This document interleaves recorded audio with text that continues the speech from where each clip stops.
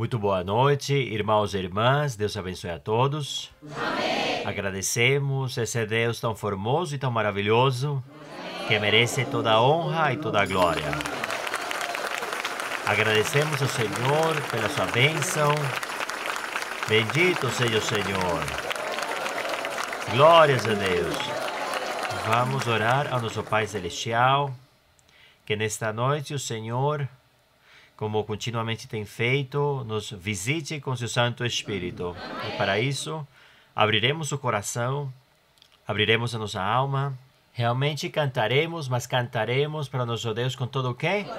Que a leitura da Bíblia seja para nosso Deus e que a pregação, tomara que pudéssemos, porque Deus é o mesmo Deus de ontem, hoje e por os séculos, pudéssemos viver o que está escrito na Bíblia, que o Espírito Santo desça enquanto seja pregada a palavra do Senhor. Glória a Deus, que assim seja, que Deus nos visite com a sua presença. Vamos orar. Bendito Senhor, Pai Santo do céu, Pai maravilhoso, Senhor Deus da glória, louvado e bendito seja teu nome eternamente para sempre. Agradecemos pela tua fidelidade, grande é o teu amor, imensa e infinita é a tua misericórdia.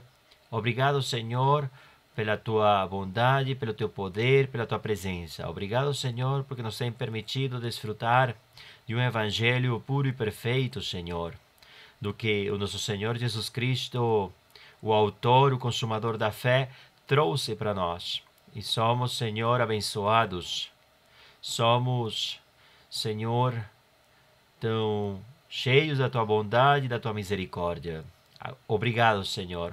Obrigado pelo Espírito Santo, Senhor. Obrigado pela tua obra perfeita e maravilhosa. Obrigado pelos dons espirituais, pela mudança de vida, pela paz, pelo regozijo, pela transformação do ser. Obrigado pelos milagres, pelas maravilhas, pelas grandezas, pelos prodígios. Obrigado, Senhor. Obrigado pela tua bondade tão infinita. Obrigado porque nesta noite, Senhor, estaremos te louvando, te bendizendo, te exaltando, te enaltecendo, te glorificando. Senhor, cantaremos a Ti com a nossa alma e com o nosso coração e leremos a Tua palavra para as Tuas coisas. Abençoa, Senhor, e se manifesta, e que a Tua palavra chegue em nossos corações e sejamos libertos, e que enquanto a Tua palavra seja pregada, Teu Santo Espírito desça com Teu poder e o Espírito Santo preencha o nosso coração com a Tua presença. Senhor, abençoa toda a igreja, cada um dos irmãos aqui presentes, te bendizendo, te exaltando e te glorificando. Tudo, Senhor, o pedimos, expressamos e clamamos e o faremos no nome do nosso Senhor Jesus Cristo. Amém. Podem se sentar, irmãos. Vamos glorificar o Altíssimo, fazendo menção de um hino 195, a mulher samaritana. Hino 195.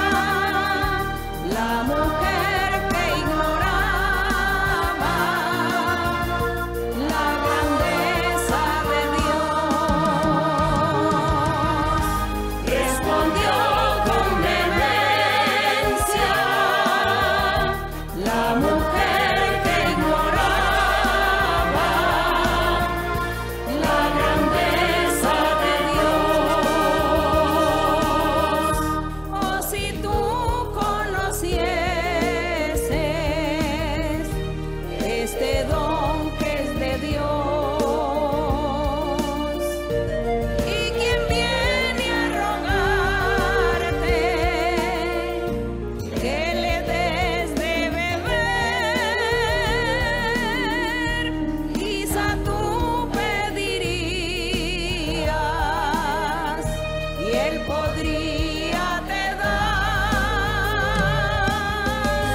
agua más deleitosa en los pozos terrenos no podrás encontrar agua más deleitosa en los pozos terrenos no podrás encontrar. Quien bebiere de esta agua volverá a tener sed, mas aquel que bebiere de la que le daré para siempre declaro que más sed no tendrá, mas será en él la fuente que para vida eterna con poder saltará. Mas será en él la fuente que para vida eterna con poder saltará.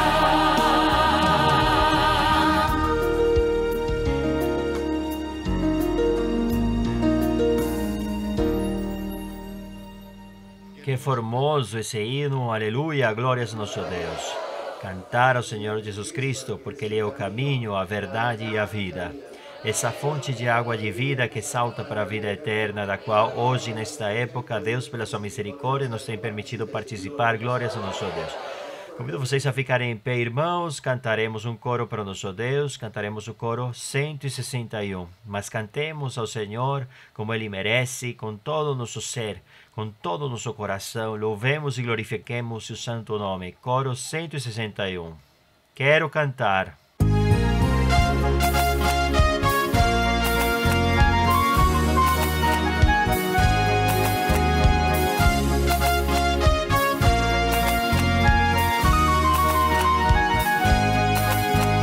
Quero cantar uma linda canção de um homem que me transformou. Quero cantar uma linda canção de alguém que minha vida mudou. É Jesus o Senhor, é Jesus o Senhor. Ele é Deus, Ele é Rei, é amor, é verdade, só nele encontrei essa paz que busquei, só nele encontrei a felicidade. Quero cantar uma linda canção de Jesus que o caminho mostrou. Quero cantar uma linda canção de aquele que minha alma lavou. É Jesus o Senhor, é Jesus o Senhor. Ele é Deus, Ele é Rei, é amor, é verdade, só nele encontrei essa paz que busquei, só nele encontrei a felicidade.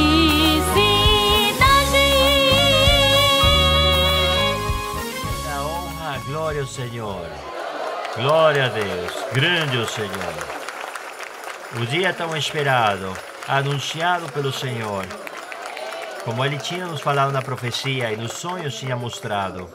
A nossa irmã Maria Luísa nesta noite conosco. Muito boa noite. Que o Senhor abençoe vocês grandemente, irmãos.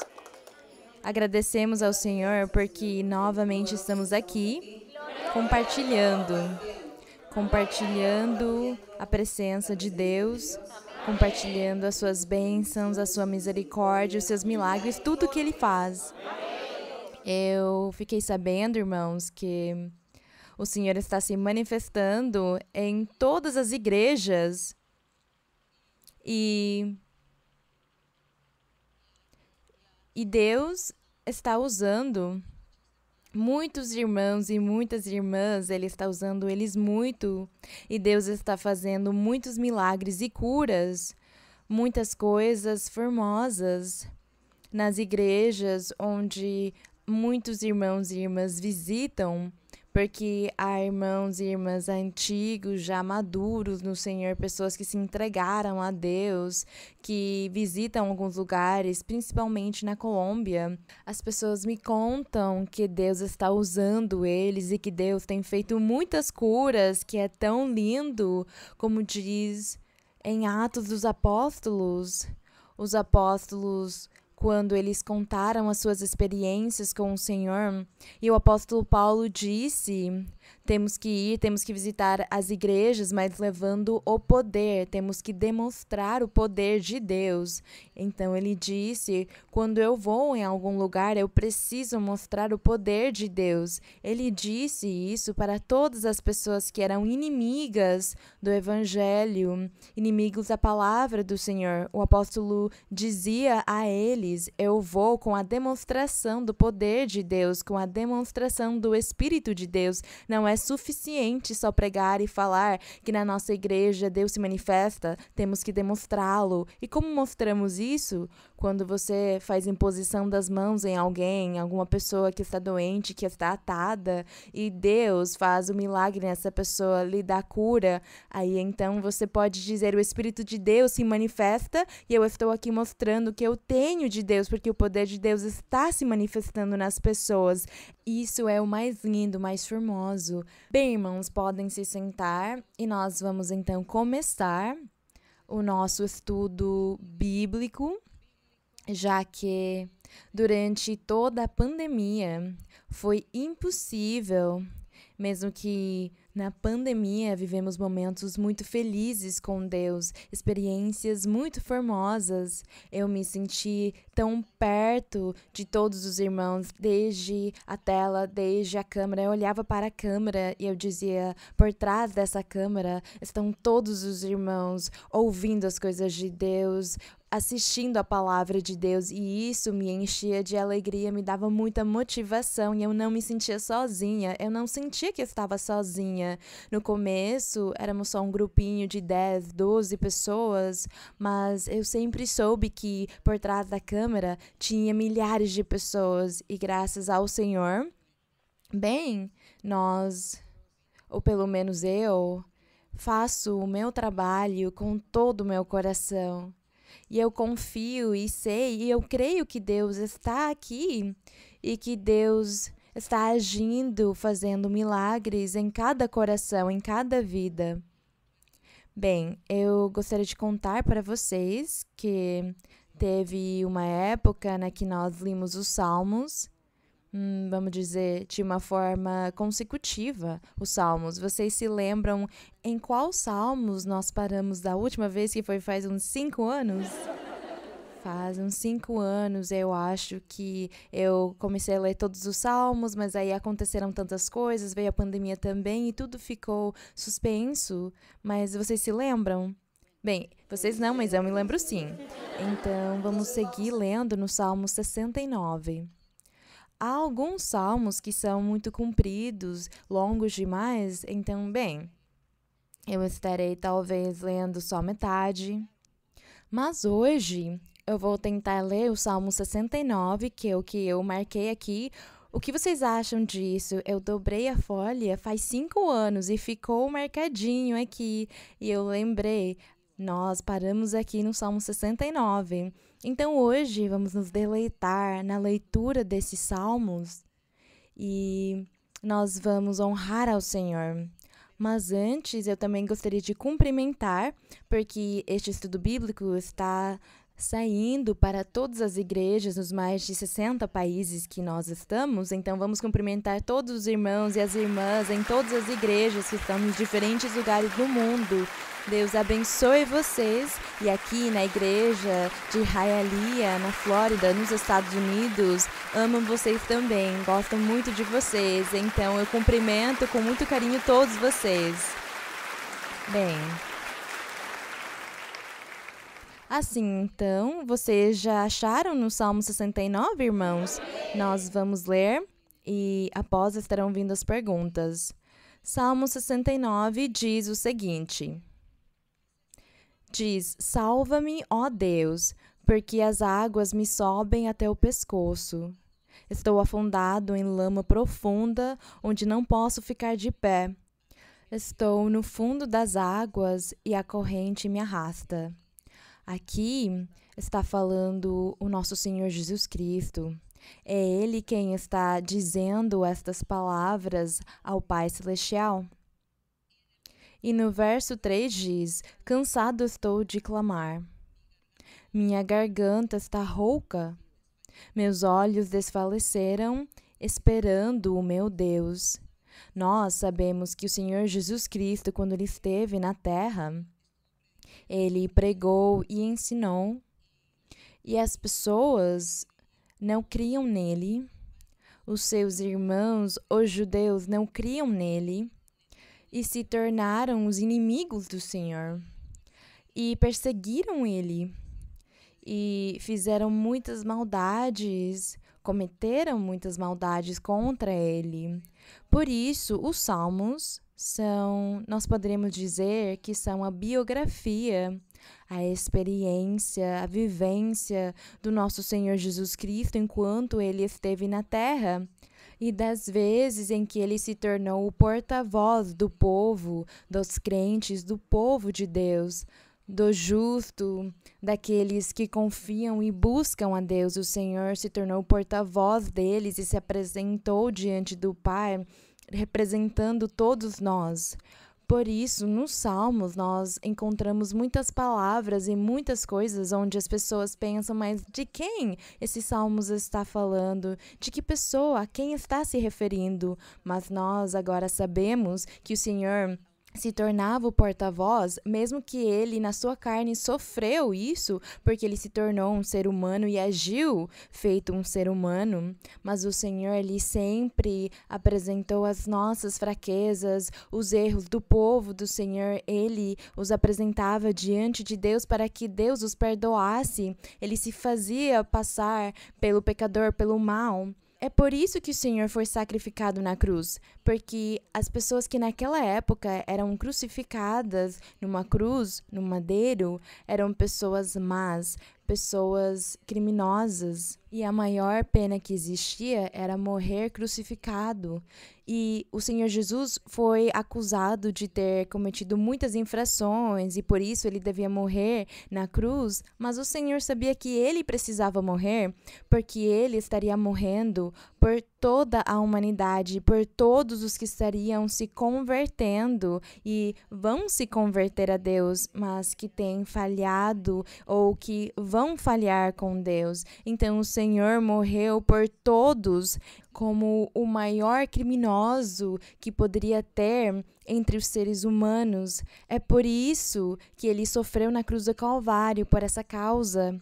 E dessa forma nós vemos que o Senhor aqui nos Salmos, o Espírito Santo fala sobre todas essas experiências amargas que ele sofreu, mas também há salmos formosos onde Deus engrandeceu o Senhor, mas também estava engrandecendo a igreja do Senhor Jesus, os seus crentes, os seus seguidores. Então, é por isso que nós temos que ler os salmos tendo essa compreensão sobre o assunto.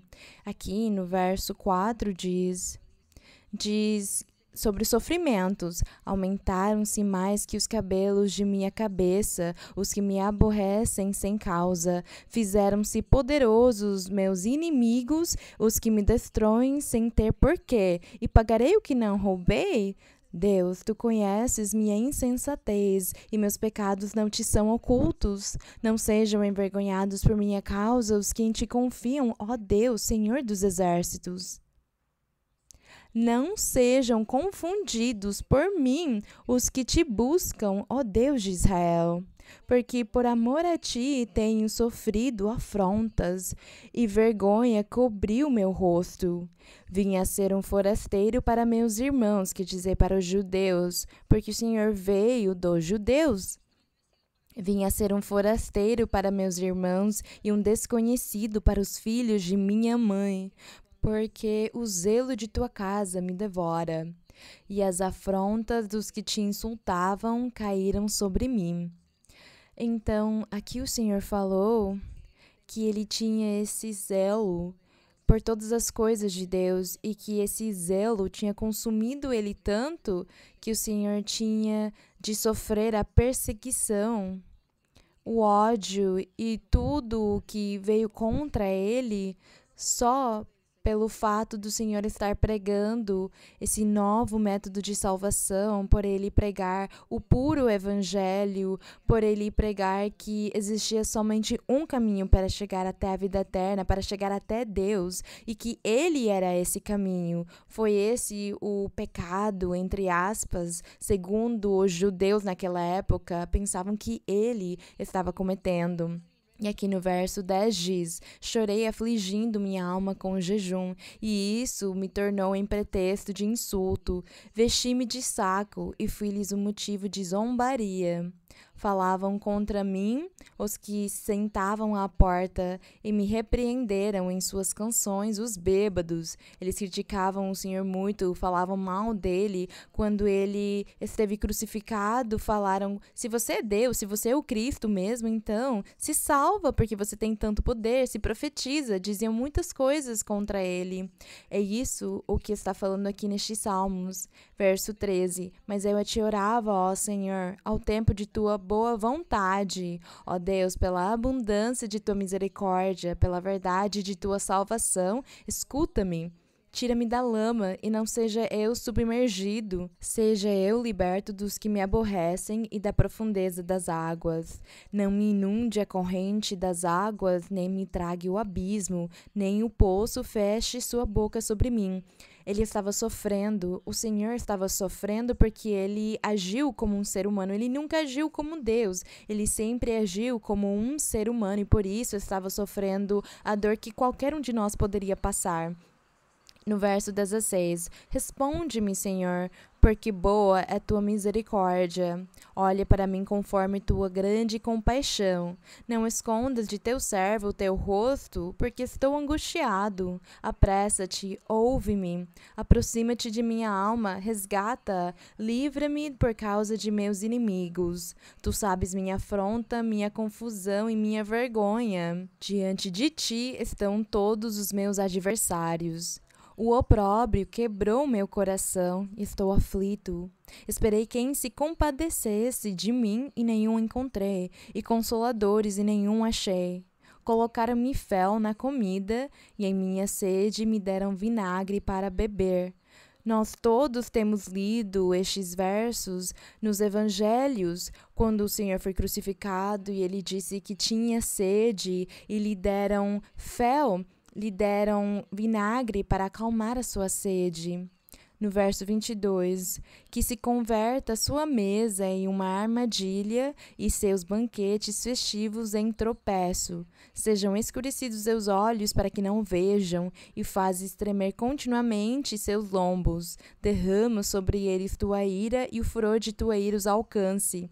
Aqui o Senhor Jesus estava pedindo para o Pai justiça, que ele fizesse justiça, porque estavam perseguindo ele que era justo. E dessa forma que eles perseguiam esse justo, também nós, os que consideramos que somos justos, o nosso inimigo nos persegue de uma e outra forma, usando qualquer circunstância da nossa vida para nos perseguir. Portanto, nós sofremos e é aí que dizemos ao Senhor: nas tuas mãos estou deixando tudo isso para que tu faças justiça, para que sejas tu quem nos defenda. Aqui diz no verso 26, porque perseguiram ao que tu feriste e comentam a dor do que tu chagaste. Acrescenta maldade sobre sua maldade e não entrem em tua justiça. Sejam apagados do livro da vida. Este castigo é muito triste. É um castigo para essas pessoas incrédulas diz logo em seguida, e não sejam inscritos com os justos. Mas quanto a mim, aflito e miserável, tua salvação, ó Deus, ponha-me no alto. Louvarei eu o nome de Deus com cântico, e o exaltarei com hinos de louvor. E agradará ao Senhor mais do que sacrifício de boi ou um novilho com chifres e unhas. E o verão os oprimidos e se regozijarão. Buscai a Deus e viverá vosso coração, porque o Senhor ouve os necessitados e não menospreza seus cativos. Bendito seja o Senhor. Esses cativos são os cativos pelo diabo. É isso. No 34. Louvem-no os céus e a terra, os mares e tudo o que se move neles, porque Deus salvará a Sião, que é a sua igreja, glória ao Senhor, e reedificará a cidade de Judá, que também é a mesma igreja, e habitarão ali e as possuirão, quer dizer, os crentes estarão desfrutando de ser chamados por Deus da sua igreja, da igreja do Senhor. Então é isso que significa habitarão e possuirão um título novo, o novo nome que o Senhor permitiu aos seus seguidores, aqueles que o amam com todo o coração. E diz no 36, a descendência de seus servos a herdará e os que amam seu nome habitarão nela. Naquela igreja, ou farão parte daquele povo que é o povo de Deus. É esta a palavra do Senhor no Salmo 69. Damos a honra e a glória ao nosso Deus. E agora sim, vamos começar com as perguntas. Não sei se já tinham avisado vocês que hoje teria estudo bíblico. Então eu acho que vocês trouxeram as suas perguntas. Irmã, boa noite. Seja bem-vinda à Igreja em Hialeah. Realmente sentimos uma alegria muito grande no coração de podermos desfrutar nesta noite da sua presença. Irmã, eu tenho nesta noite duas perguntas baseadas na Bíblia. Minha primeira pergunta está no livro de Provérbios, no capítulo 27, no versículo 22. Provérbios 27, no verso 22? 22, irmã. Ok. Lerei. Pode ler. Embora pises o nécio num morteiro entre grãos de trigo triturados com um malho, não se afastará dele sua necessidade. Irmã Maria Luísa, constantemente nas pregações que o Espírito Santo nos compartilha através dos seus lábios, nos exorta e nos convida a deixarmos de sermos tolos para podermos sair da pobreza espiritual. Como acordar e abrir os olhos para entendermos e descobrirmos quando somos, agimos ou pensamos com tolice?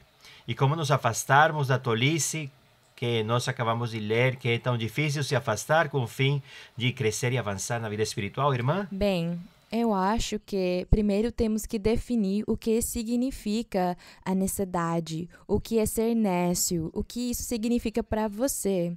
Uma pessoa obstinada, teimosa, que só faz a sua própria vontade, que pensa mal, que é imadura, nécio. Uma pessoa rude, que não deixa que ensinem para ela, que não muda e não quer mudar, que fala necessidades, pensa necessidades, age de uma forma nécia. Seria esse o nécio, não é?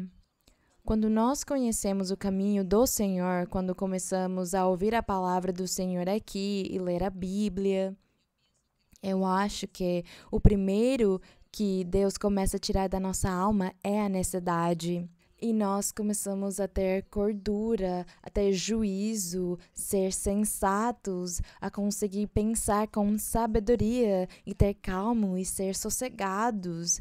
Nós começamos a agir dessa forma porque Deus ensina para nós, ou pelo menos Deus nos muda, tira de nós esse espírito de necessidade que possamos ter.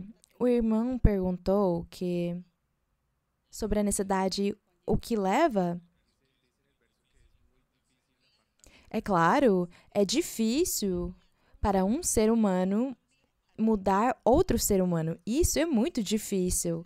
Então diz aqui que um ser humano a outro ser humano é impossível de mudá-lo. Não poderá. Não pode ensinar para a pessoa.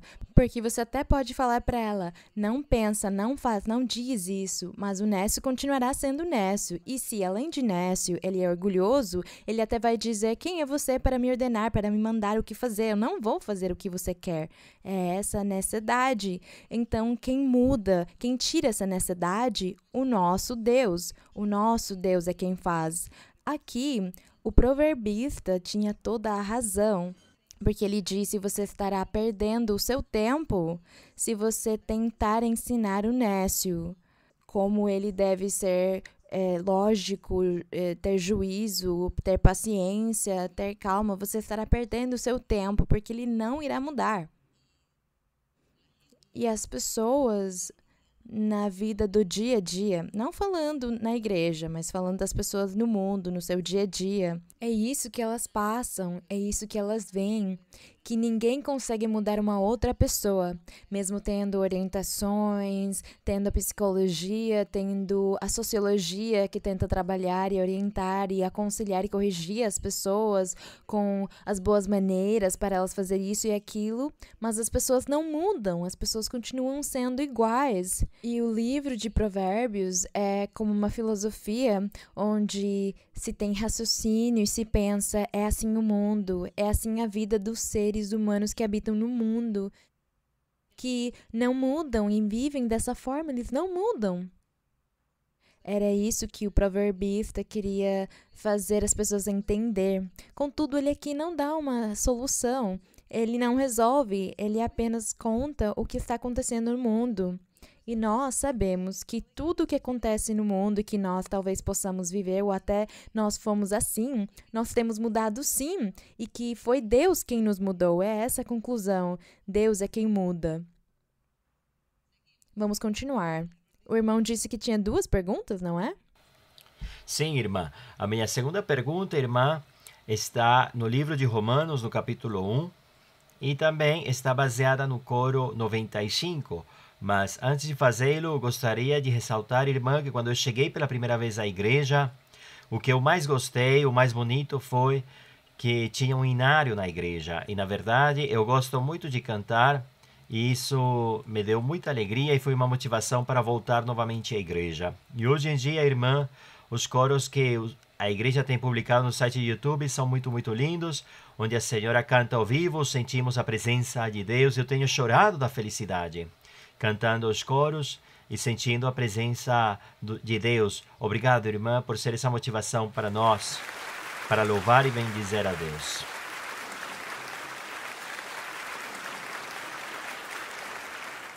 Romanos 1, o irmão disse? Romanos 1, versículos 13 e 14.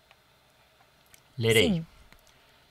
Não quero, porém, irmãos, que ignoreis que muitas vezes propus ir ter convosco, mas até agora tenho sido impedido, para também ter entre vós algum fruto, como também entre os demais gentios. Eu sou devedor tanto a gregos como a não gregos, tanto a sábios como a não sábios. E também no coro 95 tem uma afirmação semelhante. Lerei. Sou devedor pelas almas que vão sem salvação, e por elas me desdobro. Eis-me aqui, envia-me, Senhor. Irmã Maria Luísa, segundo o contexto desse coro e segundo a leitura, gostaria de entender mais profundamente como se aplica isso de sermos devedores e como podemos retribuir essa dívida ao Senhor. Bem, vamos ler novamente o verso número 13. Paulo disse, não quero, porém, irmãos, que ignoreis que muitas vezes propus ir ter convosco lá em Roma. Ele queria ir orar por eles, impor as mãos neles, trabalhar e dar profecia para eles, para que Deus se manifestasse. O que ele estaria fazendo lá era visitar a igreja e evangelizar e falar com as pessoas novas e recentes, dar testemunhos da palavra de Deus, e o Senhor imediatamente começaria a fazer sinais e milagres. Era isso que acontecia e hoje também tem que acontecer e acontece. Então o apóstolo disse, Eu me propus, mas não tenho conseguido, diz, mas até agora tenho sido impedido. Houve empecilhos para também ter entre vós algum fruto. Quer dizer, que as pessoas onde ele ia pregar recebessem a palavra, o ensinamento, e eles começassem também a agir, a trabalhar para Deus, ganhando almas, porque era esse o fruto que o apóstolo queria receber deles, dos ouvintes dele. E como ele não tinha conseguido ir até eles, porque tinha sido impedido, diz aqui, com certeza o inimigo colocou muitos tropeços, muitas armadilhas para que ele não pudesse viajar. Por isso diz aqui que ele queria pregar aos gentios, aos sábios, a qualquer pessoa. Ele desejava falar com eles e, além disso, esse era o trabalho que Deus tinha dado para ele e ele queria fazer, mas não conseguia. Ele disse, então, como não tenho conseguido, eu sou um devedor, eu me sinto em dívida com Deus. Senhor, eu estou em dívida contigo, porque eu não tenho conseguido ir fazer o trabalho que tu me encomendaste. É isso que no coro que nós cantamos, onde diz que sou devedor pelas almas que vão sem salvação, é isso, porque nós temos que falar com essas pessoas que ainda não chegaram até o conhecimento de Deus. E nós temos que falar com eles, testificar para eles de uma ou outra forma, fazer que eles conheçam o caminho do Senhor. E se não conseguimos fazer, então nós estamos sendo o quê? Devedores. Vocês estão vendo? Somos devedores. É essa a dívida.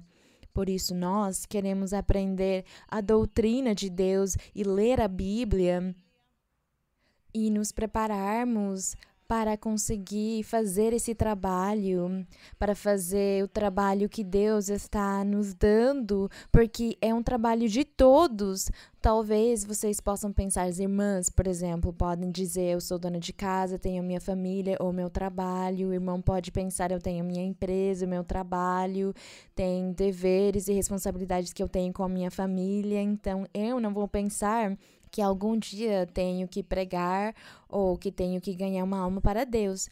Mas todos têm esse dever, todos têm essa responsabilidade, porque não é só o fato de estar num púlpito, mas é de onde você estiver, desde a sua moradia, no seu trabalho, no seu estudo, em qualquer lugar onde você estiver, lá você deve ganhar uma alma para Deus. Lá você tem que estar preparado com a doutrina, porque as pessoas vão perguntar para você, me conta como é, o que tem, o que significa, por que isto, por que aquilo. E se você não souber a doutrina de Deus, não vai saber responder para as pessoas e ninguém vai prestar atenção na sua mensagem, ninguém vai acreditar e você vai continuar sendo devedor. Portanto, é importante que todos nós sejamos obreiros ou trabalhadores dessa vinha do Senhor. Amém. E que nós ganhemos almas para Deus de uma ou outra forma.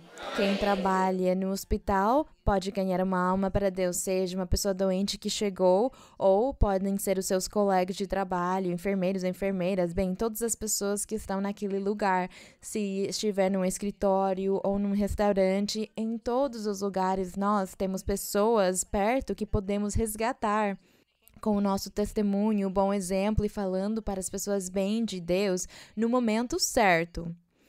Então, nós somos devedores e precisamos nos preparar e abrir o nosso coração para fazer este trabalho.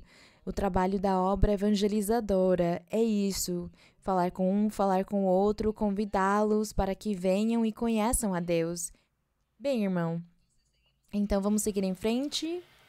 Irmã Maria Luísa, mais uma vez, bem-vinda à Igreja de Hialeah.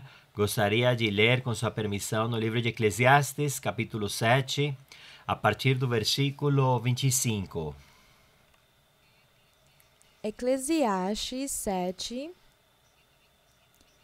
25. Sim, irmão. Diz: apliquei meu coração a conhecer, examinar e buscar a sabedoria e a razão, e a conhecer a maldade da insensatez e o desvario do erro. Achei mais amarga que a morte a mulher cujo coração são laços e redes e suas mãos ataduras. Aquele que agrada a Deus escapará dela, mas o pecador nela ficará preso. Irmã Maria Luísa, poderia, por gentileza, nos aprofundar sobre o pecado da insensatez, já que ainda nosso Senhor Jesus Cristo, em Marcos 7:22, menciona a insensatez quando fala daqueles pecados que saem do coração e que contaminam o homem. Muito obrigado, irmã. A insensatez é não ter o sentimento de responsabilidade. É quando não se tem o sentimento de que tem que se obedecer a Deus, porque temos que agradar a Deus. Temos que ser sensíveis e fazer o que é bom e fugir do mal, porque temos que agradar a Deus. Aqui, por exemplo, fala tanto sobre a mulher, mas é simbólico também. De certa forma, está falando de uma forma simbólica usando a mulher. Mas aqui também, se nós quiséssemos entrelar o ensinamento da tentação, não é? Porque o homem pode ser tentação para a mulher e a mulher pode ser tentação para o homem. Mas, naquela época, na antiguidade, se diz na história, a história conta que tinham mulheres que eram prostitutas e elas faziam o homem cair na tentação, e quando o homem era descoberto, quando descobriam que ele tinha estado com prostitutas, e isso gerava uma pena muito grande, até pena de morte poderia acontecer. Teriam de apedrejá-lo, de tirar a vida dele, porque isso era uma infração na lei de Moisés, era proibido, era um crime. Que um homem cometesse um adultério, uma fornicação, era proibido que um homem fosse buscar uma prostituta, era proibido. E se achassem ele nessas condições, ele sofreria uma penalidade muito grande. Por isso, o salmista, quando ele era inspirado pelo Espírito de Deus e Deus começava a lhe dar revelações sobre o que tinha de ser feito na vida ou como as pessoas deviam agir nas suas vidas como seres humanos, lhe dava esse exemplo, o exemplo de cair, por exemplo, na armadilha com uma prostituta, com uma mulher que viesse o elogiar e o fazer cair na armadilha, e esse homem estaria perdendo as suas bênçãos, porque naquela época perdiam até a herança. Os pais poderiam deserdá-los ou até mandavam que tirassem a vida deles, porque, segundo eles, eram filhos maus que estavam pecando. Era isso que acontecia na lei de Moisés. Mesmo que o povo de Israel estava rodeado por muitas nações estrangeiras, onde eles tinham a liberdade de cometer todo tipo de pecados e não tinha uma lei para eles, o povo de Israel, contudo, não poderia fazer o mesmo. Então, era muito difícil a sociedade na que eles estavam, porque tinham uma cultura, um costume onde era proibido que eles fizessem isso. E naquela época era difícil que eles realmente caíssem nessa armadilha, nesse pecado, mas eles não deixavam de fazer porque iriam desagradar a Deus. Não. Eles pensavam que estariam desagradando a sua família, perderiam a sua herança, receberiam castigos. Então, era esse o maior temor das pessoas, dos homens, que não queriam cair naquela época nisso. Por isso se fala aqui sobre a insensatez, porque não pensavam na lei, no que Deus dizia que não tinha de se fazer, que eles tinham que se cuidar de fazer isto ou aquilo. Como não tinham esse sentimento nas suas almas de obedecer e agradar a Deus, cumprindo os seus mandamentos. Por isso, aqui chamava sobre a insensatez, porque não se preocupavam por eles mesmos, porque sabiam que no futuro receberiam muitas represálias, muitos castigos se caíssem nesses erros. Mas hoje nós, por exemplo, se nós fôssemos usar esses versos para a nossa vida hoje, nós não vamos dizer que somos insensatos? Provavelmente, no mundo, quando vivíamos a vida do mundo, nós fomos sim, quando não conhecíamos o caminho de Deus. Mas agora que conhecemos o caminho do Senhor, Deus tem começado a morar em nós e nos dar uma mentalidade diferente, nos dar um conceito diferente da vida, das coisas. Portanto, nós não podemos agora dizer que somos insensatos, porque quem diz que é insensato é porque ainda não entendeu o caminho do Senhor e não se converteu a Deus. Mas no mundo nós vemos sim muita insensatez nas pessoas. É isso que nós vemos nos jornais, vemos isso todos os dias, o produto, o resultado da insensatez. Mas graças a Deus, nós, no caminho que temos conhecido, o Senhor nos ajuda e Ele nos ensina o caminho reto, justo, o que é mal, o que é bom, o que não é. E isso serve para nós, para que possamos ensinar as pessoas. Quando as pessoas no mundo se lamentam porque às vezes elas nos buscam para nos contar do sofrimento que elas estão passando, das tristezas na vida delas. Olha o que aconteceu na minha vida com minha família, olha essa catástrofe. Então aí nós aproveitamos essa oportunidade para falar com elas e dizer: não seja insensata, pensa, analisa, Deus existe, eu vou numa igreja onde Deus se manifesta. Você quer ser feliz? Então deixa a sua insensatez, muda a sua forma de pensar, aceita a felicidade, aceita a paz, o que eu estou te dizendo, o convite que eu estou te fazendo, para que você também possa desfrutar da mesma paz, das coisas lindas que eu vivo também. E aí acabou o problema, porque é Deus quem realmente faz tudo nas nossas vidas. E todas essas coisas são ferramentas que nós temos para evangelizar e falar com as pessoas sobre Deus. Vamos seguir em frente. Não sei se há uma outra pergunta aqui. Sim, irmão.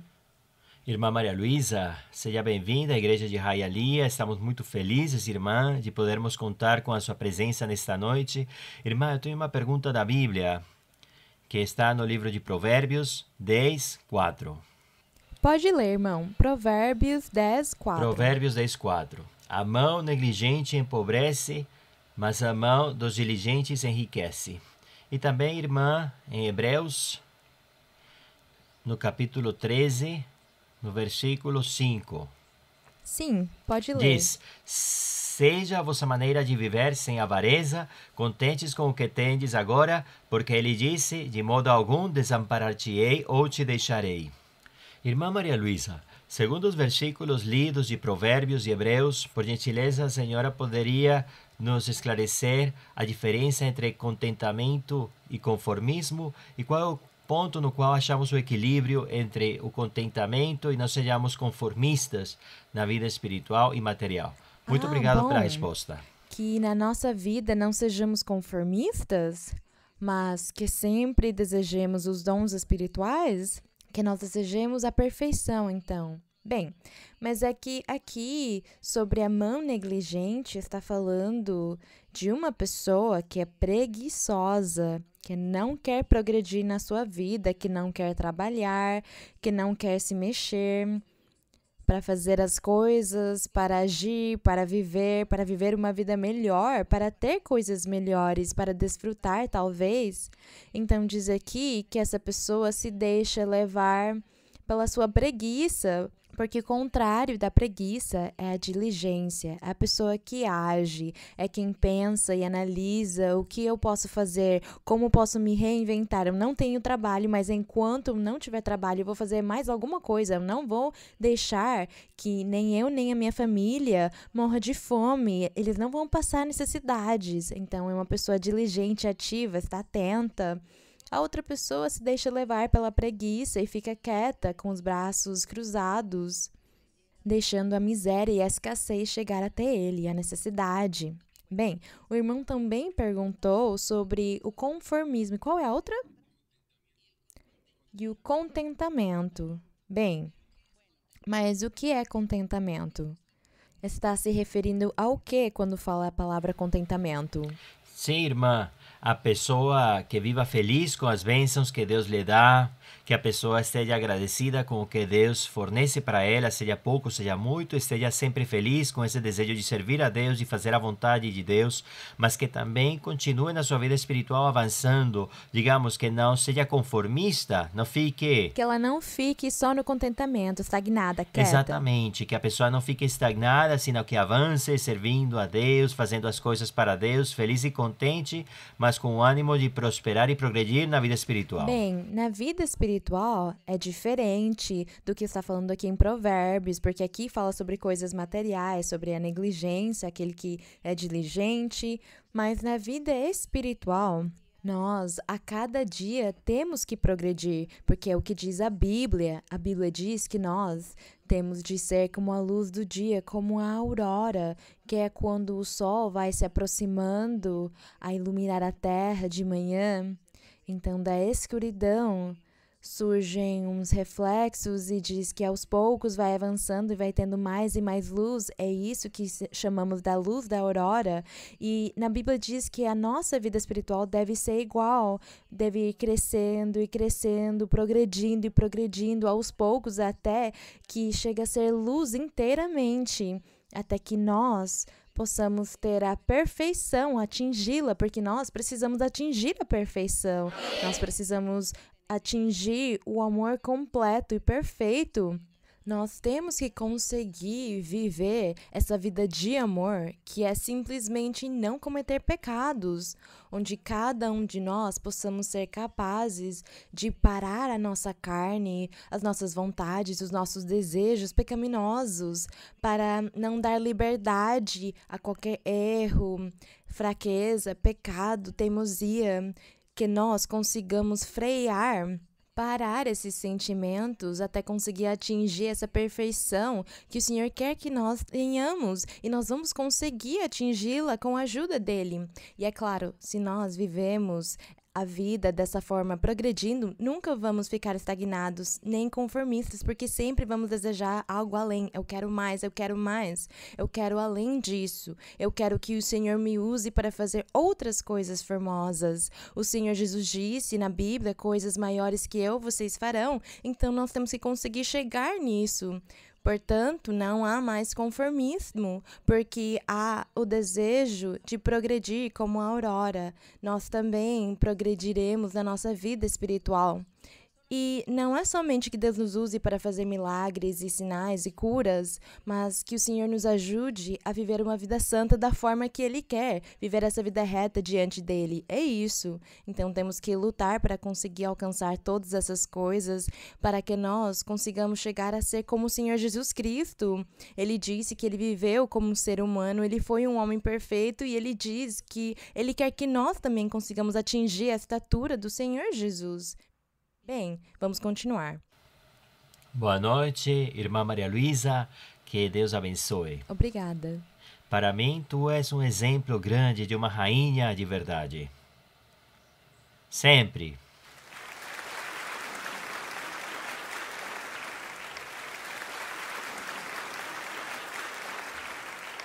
Eu te amo muito no Senhor. Obrigada, obrigada.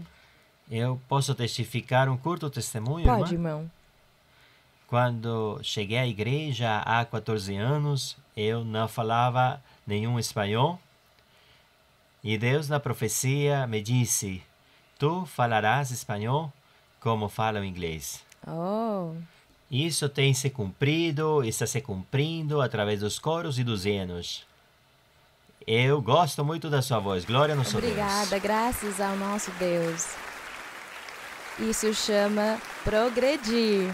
Progredir na vida. Eu gostaria de compartilhar uma coisa muito específica. Uma oportunidade.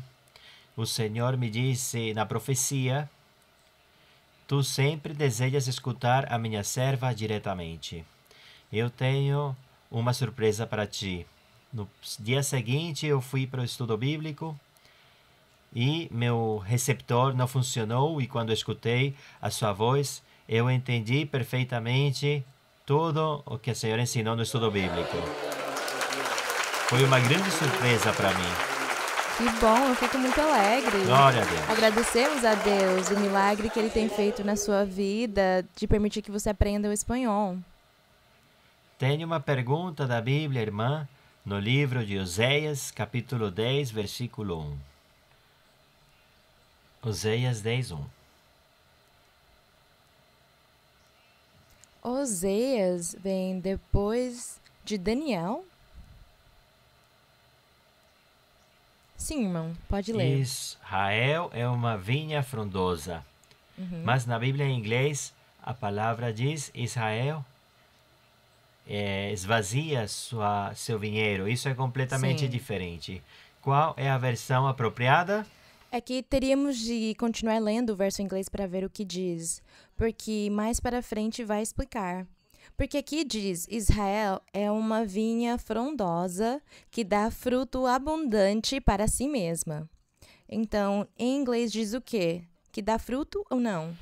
Israel esvazia sua vinha. Mas diz o que depois disso? Em inglês diz, ela traz frutos para si mesma. Então que dá fruto para si mesma. Tá vendo? Então é igual. É igual mesmo.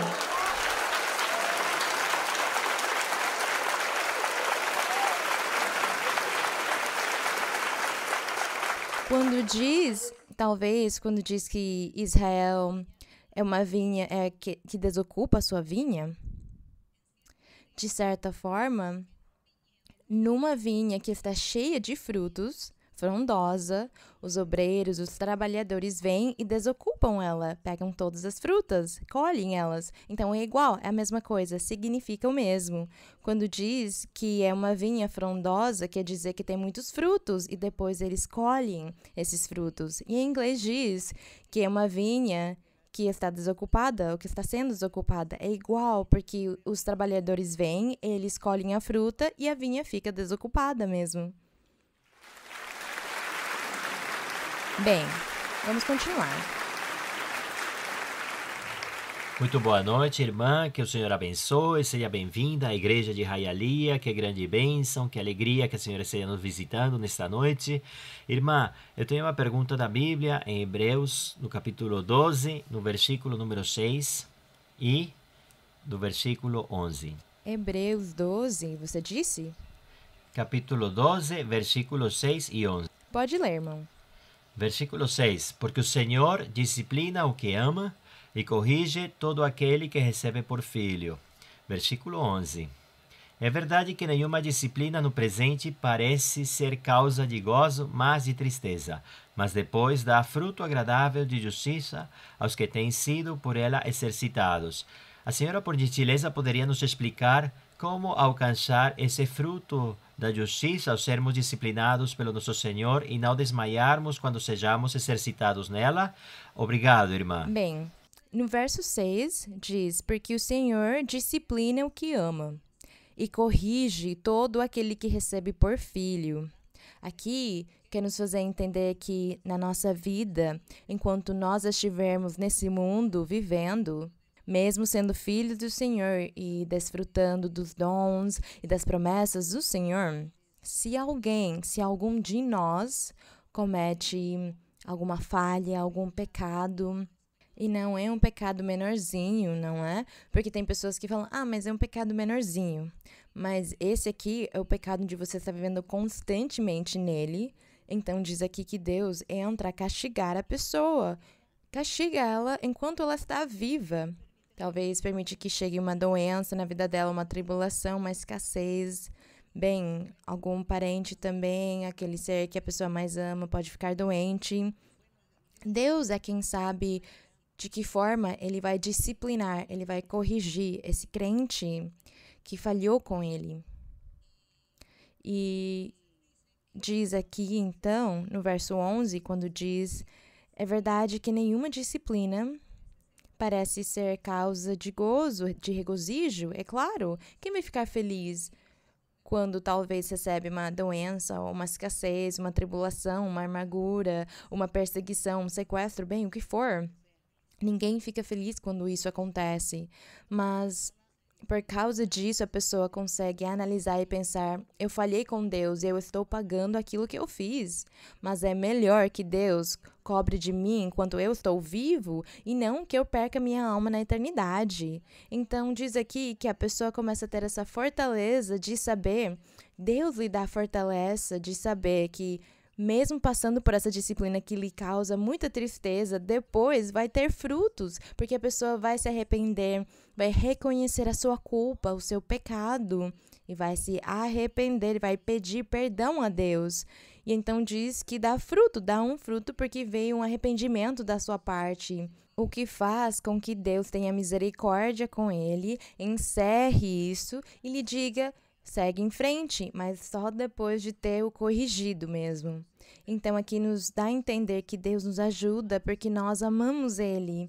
Por isso nós toleramos e resistimos essa disciplina, esses açoites que o Senhor possa estar nos dando por termos feito alguma coisa errada. Nós resistimos isso pelo amor que temos a Deus. E dessa forma, então, depois, Ele perdoa aquilo que nós fizemos.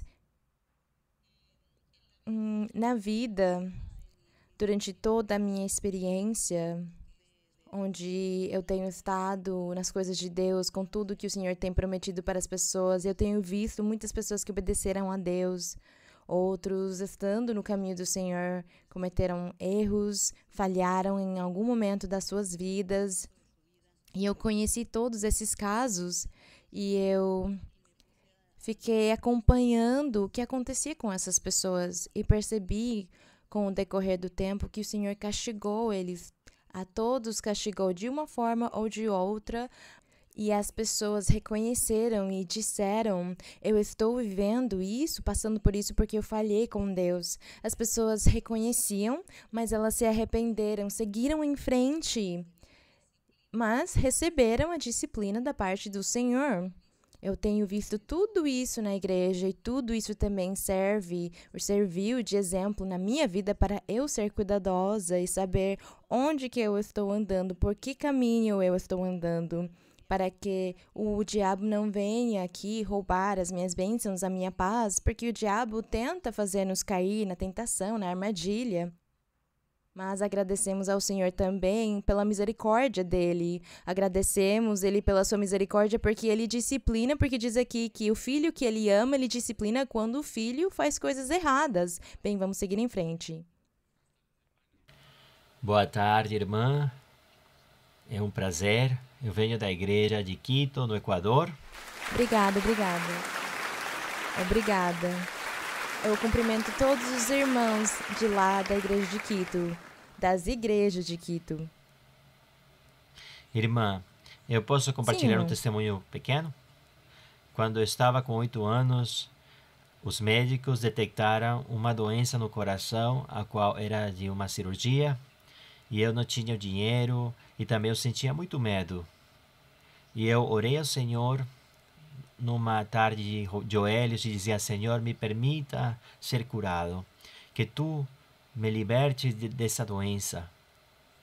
Quando fui à igreja, o Senhor me falou na profecia e me disse: eu vi como de joelhos clamaste para mim e tu verás o milagre que eu farei na tua vida.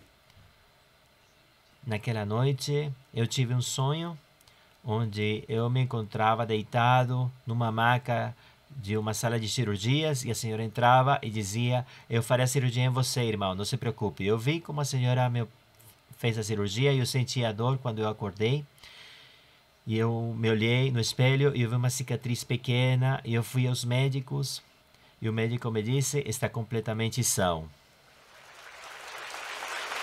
Agradecemos ao nosso Deus.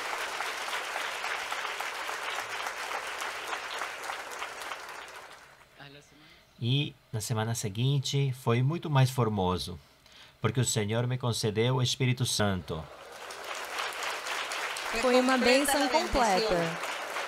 E graças a isso, o Senhor guardou a minha vida do mundo, nunca me permitiu conhecer do mundo. E graças a essa experiência, a partir dos 17 anos, agora estou com 21, o Senhor me permitiu servir a partir dos 17 anos, servi-lo com dons espirituais. Bem, eu parabenizo, irmão. Eu parabenizo você. Irmã, eu desde criança tinha uma pergunta. Está no livro de 2 de Reis, capítulo 22, no versículo 1 e 2. Sim, pode ler, irmão. Era Josias da idade de 8 anos quando começou a reinar. E reinou por 31 anos em Jerusalém. O nome de sua mãe era Jedida, filha de Adaías de Boscate. Fez o que era reto perante os olhos do Senhor e andou em todo o caminho de Davi, seu pai, sem apartar-se nem para a direita nem para a esquerda. Entendi que, quando diz que ele fez o que era reto diante dos olhos de Deus, foi que não cometeu a idolatria. Não foi idólatra. E mandou destruir todos os ídolos no povo. A minha pergunta, irmã, é: o que aconteceu com aqueles reis que faziam reto diante dos olhos de Deus depois? Essa é a minha pergunta. Mas como assim? Qual era a bênção que Deus dava quando eles já finalizavam seu reinado?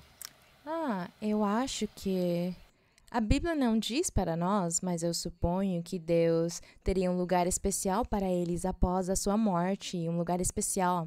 Porque quando Deus diz que eles faziam o reto, porque eles não eram idólatras, eles não tinham se permitido ser usados para fazer todas as coisas que o povo e os reis naquela época faziam contra Deus, quando eles se abstinham de fazer isso, como Josias, que ele fez tantas coisas boas, porque ele também encontrou o livro da lei, começou a ordenar que devia se cumprir a Páscoa e tudo que Deus tinha ordenado na lei. Então eles, além de Deus abençoá-los nas suas vidas, prosperando eles de uma e outra forma, lhes dando vitórias nas batalhas, também após a sua morte, deveria haver um lugar muito especial para eles, sim. Bem, e eu parabenizo você, porque vai ser um grande servidor do Senhor.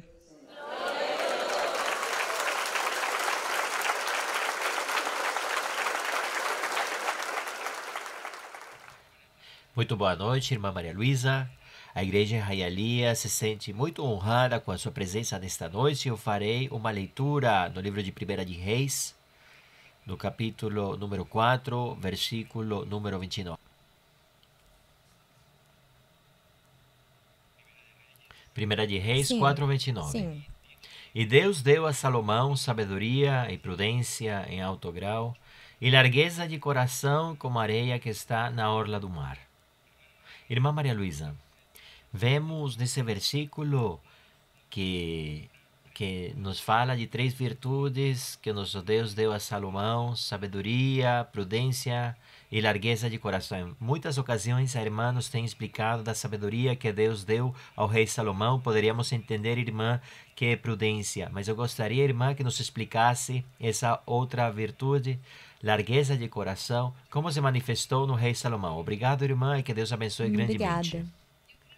Eu acho que a largueza de coração, quando diz aqui que ele deu sabedoria e prudência e largueza de coração, é também um coração muito grande para que ele pudesse acolher o seu povo, acolher todo o governo, todas as situações e as anomalias, tudo o que se apresentava no povo, o que surgia. Mas ele teve também um coração bom, justo, generoso, dadivoso, amplo, porque há pessoas que não são generosas, elas não emprestam, não dão de presente, não têm misericórdia, não ajudam, elas veem as pessoas sofrendo e não dão nenhum pão para elas, porque o seu coração é fechado, é pequeno, vocês percebem? E Deus deu a Salomão um coração amplo, grande, para ser justo, para agir com justiça, porque ele também tinha que agir como juiz. Então é isso que significou que lhe deu largueza de coração, para que ele não fosse ambicioso, mas que ele olhasse com olhos de misericórdia e de ajuda, de generosidade para o povo nas suas necessidades. Nós temos o exemplo de quando essas 2 mulheres se apresentaram diante dele, cada uma dizendo que o filho era dela, falava, não, é meu, a outra falava, é meu.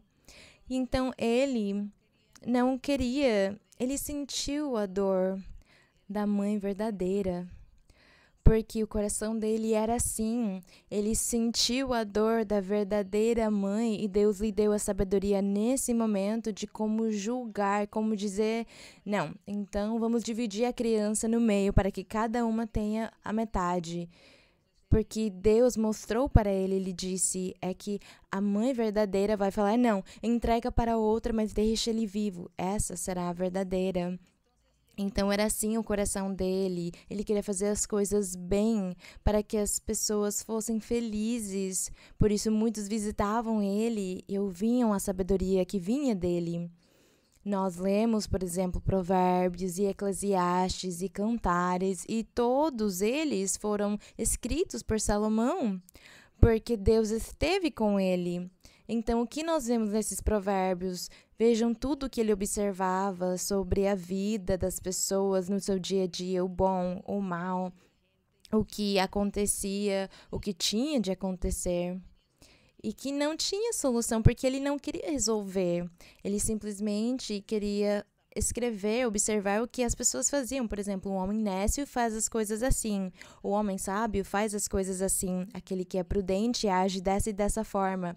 Era isso que ele queria mostrar para o mundo, a realidade na qual as pessoas viviam. Era esse o seu coração grande. É isso a largueza do coração de Salomão, era nesse sentido, não somente nos conhecimentos que ele tinha, mas na forma dele agir, da forma como ele se sentia sobre o povo. E a prudência, nós sabemos que a prudência é não agir sem pensar primeiro, é não falar sem pensar primeiro, porque temos que pensar para falar, temos que pensar para agir. Temos que pensar para nos decidirmos, analisar muito bem antes de tomar decisões e não fazer as coisas sem pensar, porque senão teremos problemas e dificuldades mais para frente, porque se somos imprudentes, com uma imprudência eu posso acabar fazendo um mau negócio, ou eu posso ofender uma pessoa. Com uma imprudência eu posso destruir a vida espiritual de alguém. É isso. Então temos que analisar, pensar antes de agir. Antes de falar. É isso que significa prudência, e a prudência ocupa muitas coisas, e dentro delas, essa é a principal. Analisar e pensar antes de falar. Não haja sem pensar. Primeiro, veja quais serão as consequências e analisa. Se você fala isso, qual vai ser a consequência mais para frente? E Deus deu isso a Salomão. E Deus, hoje, quer que nós, no seu caminho, também possamos receber todas essas virtudes e qualidades. E o Senhor quer nos dar tudo isso. Por isso, Ele nos fala sobre os frutos do Espírito. Porque o Espírito Santo vai nos dar as qualidades, as virtudes, para que nós possamos ter a prudência, a sabedoria, o conhecimento, o amor, a misericórdia, a generosidade. É isso. Deus quer dar tudo isso para nós hoje também. Então, hoje, não é só para o rei, como na época de Salomão, que só ele recebeu todas essas capacidades de Deus, mas hoje, Deus disse que todos nós temos o direito de recebê-las, graças ao Senhor. Tomara que Ele nos dê todas essas coisas belas e formosas, porque é isso que o mundo vai admirar em nós. Bem, vamos seguir em frente. Irmã Maria Luísa, é uma emoção muito grande poder dirigir-me a você. Isso é um presente de Deus que você esteja nos visitando hoje na igreja de Hialeah. Bem-vinda, irmã, e a amamos com todo o coração. Quero ler, primeiramente em Ezequiel, capítulo 33, verso 32. Ezequiel o quê, irmã? Capítulo 33, verso 32. Sim. E eis que tu és para eles como cantor de amores, alguém que tem a voz agradável e toca bem o instrumento. Assim que ouvem tuas palavras, porém não as praticam. Quando isso vier, e já vem, saberão que houve um profeta entre eles. Irmã Maria Luísa, nós da Igreja do Senhor sabemos que tem profetisa entre nós, e é você, irmã, formosa de voz, que canta bem, porque o faz para nosso Deus com todo o seu coração. E obrigada pelos hinos, pelos coros, porque com eles nos contagia desse amor por Deus. Mas diferente do que aconteceu naquele tempo, nós sim queremos, irmã, pôr por obra tudo que você nos ensina, tudo que nosso Deus nos ensina por você, porque sabemos que essa é a melhor forma de mostrar-lhe que o amamos. Obrigada, irmã. Mas eu gostaria de esclarecer uma coisa. É que a irmã está dizendo que não há senão somente uma profetisa na igreja. Não, há muitos. Há muitas profetisas e há muitos profetas. Estão vendo? Há muitas profetisas na igreja em nível mundial e há muitos profetas também. Só que nós não ficamos dando nomes e sobrenomes para eles, porque, na verdade, nós não estamos para sermos colocados nos primeiros lugares. Nós estamos aqui para Deus nos usar e para as pessoas dizer, Deus usa fulana, a irmã fulana, o irmão fulano. É isso só o que nós queremos. Então, o Senhor a mim, quando meu esposo Luiz Moreno morreu, o Senhor me disse... Toma as rédeas da igreja. Ele me disse, toma as rédeas da igreja. Isso é muito diferente a ser a única profetisa, não. Ele me disse, toma as rédeas da igreja. É claro, tomar as rédeas é para uma pessoa quem Deus estará respaldando para conseguir direcionar, não é?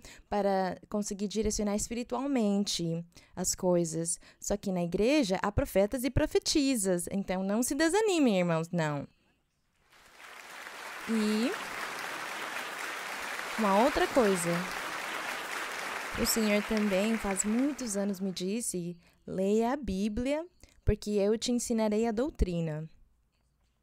Ele me prometeu isso, e eu acho que o que eu faço agora é viver essas promessas de Deus que Ele me fez lá atrás, porque Ele me revela a doutrina quando eu leio a Bíblia aqui na congregação, quando as pessoas me fazem uma pergunta... Ou quando eu preciso dar um ensinamento sobre algum capítulo da Bíblia, o Senhor aí me dá a revelação e Ele me ensina para que eu consiga ensinar. Então, eu diria, que eu sou mais mestra na palavra do Senhor. Mas eu conto para vocês que na igreja não há só uma mestra, tem vários mestres e mestras. Vai ter, eles já estão surgindo. Já. Nós já temos eles surgindo. E que eu esteja aqui trabalhando o que Deus me deu é diferente, mas chegará um dia onde vocês também terão a sua oportunidade de trabalhar aquilo que Deus lhes deu e lhes prometeu. Minha pergunta está em Provérbios, capítulo 31, verso 30. Sim, irmã, pode ler. Enganosa é a graça e vã a formosura. A mulher que teme ao Senhor, essa será louvada. Irmã Maria Luísa, aqui você nos ensinou que essa mulher a que se refere estes versos é a igreja do Senhor. Quero fazer a minha pergunta relacionada com o aspecto físico de uma pessoa. Por exemplo, irmã, se uma mulher tem muitos complexos físicos, se isso poderia desagradar a Deus, e como alcançar o equilíbrio para que isso não se torne uma atadura na vida da pessoa, que lhe gere tristeza, depressão ou baixa autoestima, considerando que a sociedade estabeleceu uns padrões de beleza e vemos tristemente como hoje em dia muitos jovens suicidam porque consideram que não têm estes padrões de beleza. Bem, obrigada, irmã, por sua resposta, que os Deus abençoe. jovens ou as jovens, os homens ou as mulheres que se sentirem dessa forma, onde eles só conseguem ver todos os seus defeitos físicos e eles não se sentem satisfeitos com a forma física que eles têm e eles conhecem o caminho do Senhor, Deus liberta eles, Deus tira deles esses sentimentos. E se a pessoa se dedicar e pensar, eu vou servir a Deus, porque Deus vem primeiro, Deus vai começar a embelecer a pessoa, deixar ela mais bonita. Eu considero que Deus deixa as pessoas mais bonitas, porque diz na Bíblia que a vida espiritual se reflete na parte física das pessoas. Deus começa a fazer essas mudanças. Se nós estamos falando das pessoas do mundo, não é? Nós ouvimos os ditados das pessoas. As pessoas que se sentem inseguras, que não se sentem satisfeitas, que não gostam do jeito que elas são, que nasceram com alguns defeitos físicos. Deus também colocou a ciência e a medicina nos homens. Deus permitiu que existisse a cirurgia também, porque Deus, sabendo como a humanidade seria com a sua insatisfação, o inconformismo, Deus preparou tudo para que as pessoas desfrutem de muitas coisas na vida. Quem tiver muito dinheiro fará, e quem não tiver muito dinheiro não fará. Mas Deus colocou todas as ferramentas no mundo para que as pessoas não reclamem tanto das coisas que Deus fez. Não digam, que Deus fez tudo incompleto. Não, Deus é perfeito. E Ele que fez tudo. E na igreja, se há irmãos jovens, eu tenho conhecido jovens, pessoas na igreja que talvez se sentem inseguras dessa forma, mas isso são espíritos maus que entram para fazê-los pensar dessa forma. E eu já tive que orar, impor as mãos nas pessoas, aconselhar, orientar e lutar, pedindo a Deus para que as pessoas possam se libertar desse pensamento, dessa insegurança, dessa insatisfação e elas possam ser felizes. Então também temos a ajuda do nosso Deus. E no mundo, as pessoas que tiverem dinheiro, então, têm a ajuda dos médicos. É isso. Bem, vamos seguir em frente também. E mesmo dentro da igreja, as pessoas que quiserem e puderem, elas também podem ir no médico. Bem. Irmã Maria Luísa, muito boa noite, que Deus abençoe. Desejamos que Deus continue abençoando, que Deus lhe conceda muita saúde, muita força e muitos anos para que continue ensinando, irmã. Eu tenho uma pergunta, irmã. No livro de Daniel, no capítulo 6, no versículo 16.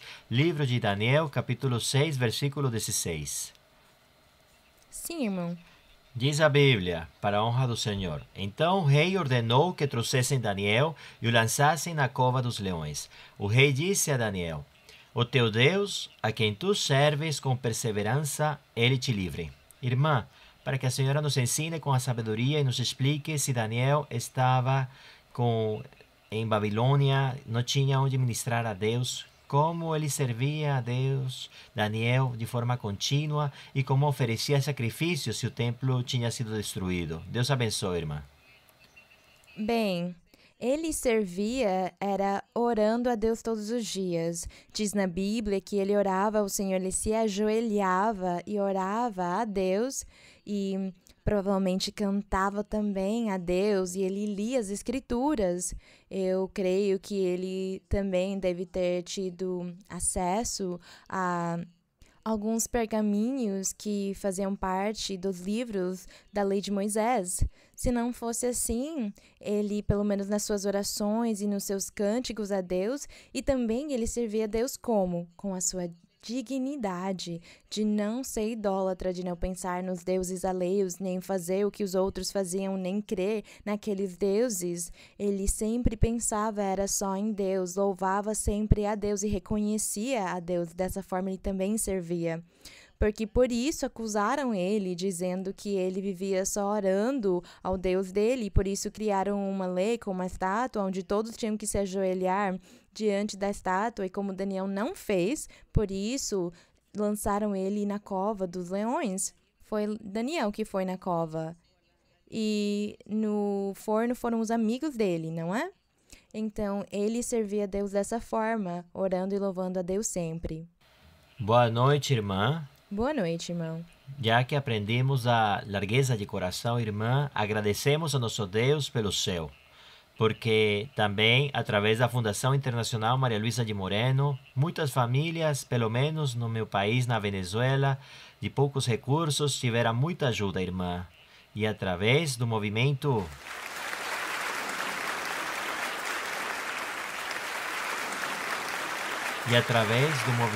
Mira, na Espanha, muitas pessoas doentes de câncer têm recebido seu tratamento completo para sua doença. Dou glória e honra ao Senhor. Glória a Deus. Irmã, se a senhora, por gentileza, pudesse me responder uma pergunta em 2 de Timóteo, capítulo 1. Sim, irmão. Pode ler. Lerei, irmã. Versículo 12. E por isso também padeço, mas não me envergonho, porque sei em quem tenho crido, e estou certo de que é poderoso para guardar meu depósito até aquele dia. Versículo 14. Guarda o bom depósito mediante o Espírito Santo que habita em nós. Irmã, se a senhora pudesse, por gentileza, ao que faz referência o apóstolo com a expressão o bom depósito e como devemos guardá-lo? Bem, você leu desde o verso 12? Sim, senhora. Onde diz que, e por isso também padeço, mas não me envergonho. O que ele estava padecendo? Diz que ele foi constituído pregador, apóstolo, mestre dos gentios. Diz que padecia muitas perseguições e tribulações, mas ele não se envergonhava, porque sem em quem tenho crido, ele tinha confiança e certeza no Evangelho do nosso Senhor Jesus Cristo. E estou certo de que é poderoso para guardar meu depósito até aquele dia. Quer dizer, para guardar ele mesmo. O depósito dele era o coração, a crença dele, a alma dele. Ele mesmo era o depósito. Ele se considerava esse depósito, porque num depósito se guardam, se arquivam, se armazenam muitas coisas. Então era ele mesmo. E ele disse que Deus estaria guardando ele para que até o dia do Senhor ele pudesse ser salvo. É isso no que ele se refere. Diz, conserva o modelo das sãs palavras, ele está falando aqui com Timóteo, no verso 13, que de mim ouviste, na fé e no amor que há em Cristo Jesus. Aqui ele disse, guarda o bom depósito mediante o Espírito Santo que habita em nós. Ele estava falando dele mesmo, se guardar em santidade, em perfeição, por não dizer o corpo. Aqui ele estava falando do corpo, do coração, da consciência, de tudo. É isso. Bem, irmãos, muito obrigada, estaremos orando e nós vamos orar e agradecer ao Senhor. E nós já sabemos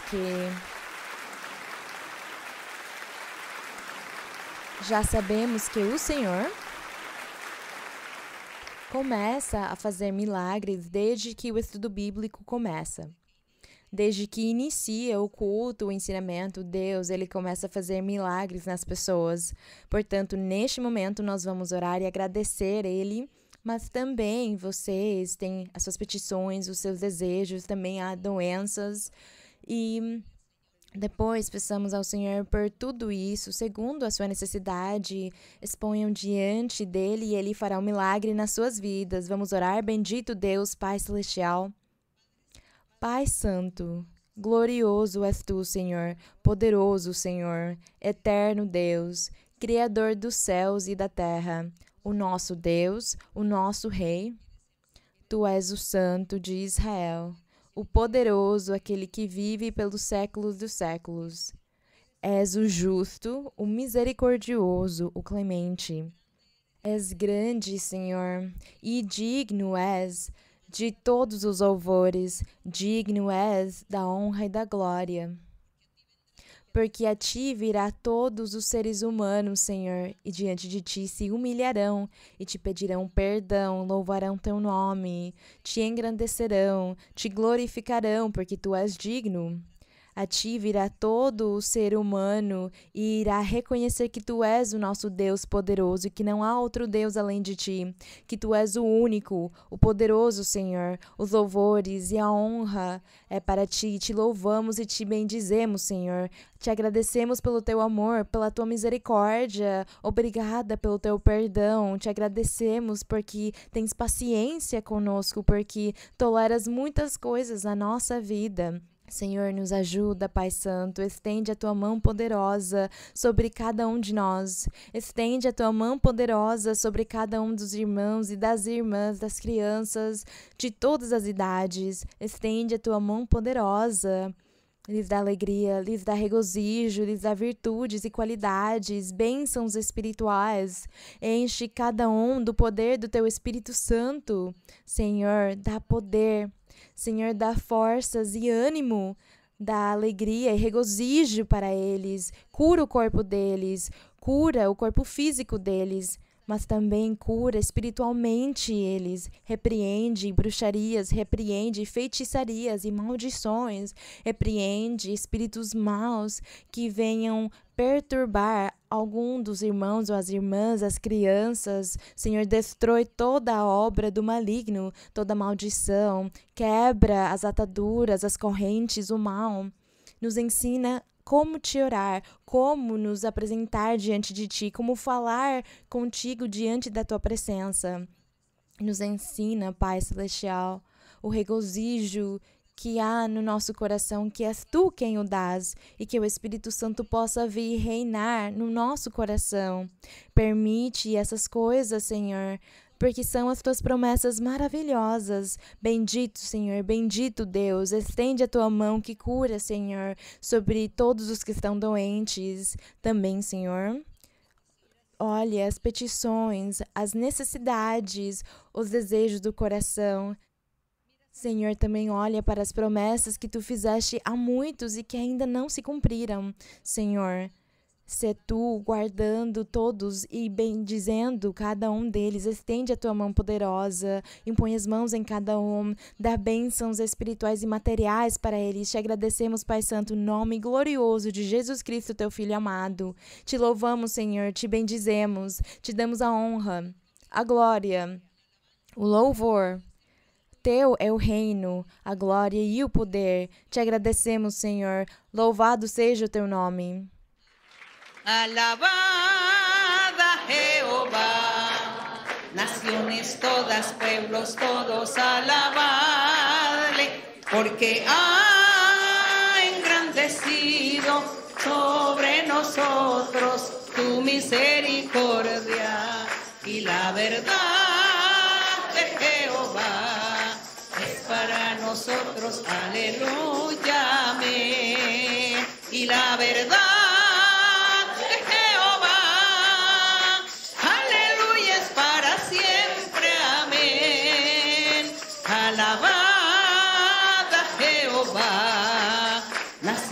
todas, pueblos todos, alabadle, porque ha engrandecido sobre nosotros su misericordia y la verdad de Jehová es para nosotros, aleluya, amén, y la verdad